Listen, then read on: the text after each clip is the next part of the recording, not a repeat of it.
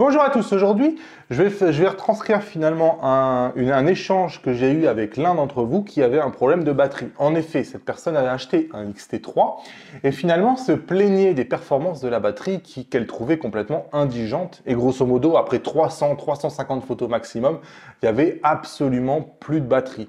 Et c'est vrai que, bon, ce n'est pas des performances qui sont normales. Alors, ce membre-là est membre de la masterclass. Donc, du coup, je me suis vraiment essayé de trouver avec lui qu'est-ce qui fait que, pourquoi sa batterie ne tient pas? Est-ce que c'était la batterie qui est défaillante? Mais il y avait plusieurs batteries. Bon, c'était pas ça. Et en fait, en cherchant, on s'est rendu compte que pour passer du simple au double en termes de batterie, en fait, ce qu'il a dû changer, c'est la compression du RAW. C'est-à-dire qu'il était en RAW non compressé.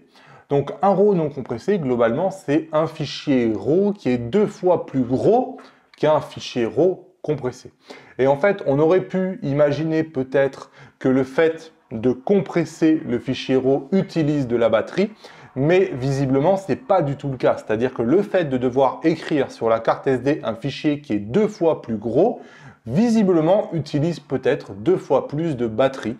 Et en fait, il s'est rendu compte que, grosso modo, lorsqu'il est venu activer ensuite les RAW compressés, sa batterie qui était de 300-350 photos, elle est passée plutôt à entre 500 et 600 photos, rien qu'en changeant un seul réglage.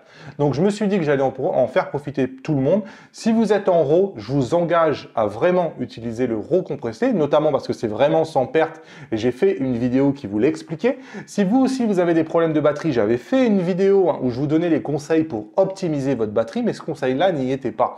Donc visiblement, je vous engage vraiment encore plus qu'avant et notamment si vous avez envie d'avoir une autonomie de la batterie qui est optimale, à utiliser le RAW compressé. Je pense que aujourd'hui les hybrides sont vraiment faits pour qu'on utilise ces fonctions-là qui sont compressées sans perte et qui sont vraiment sans perte.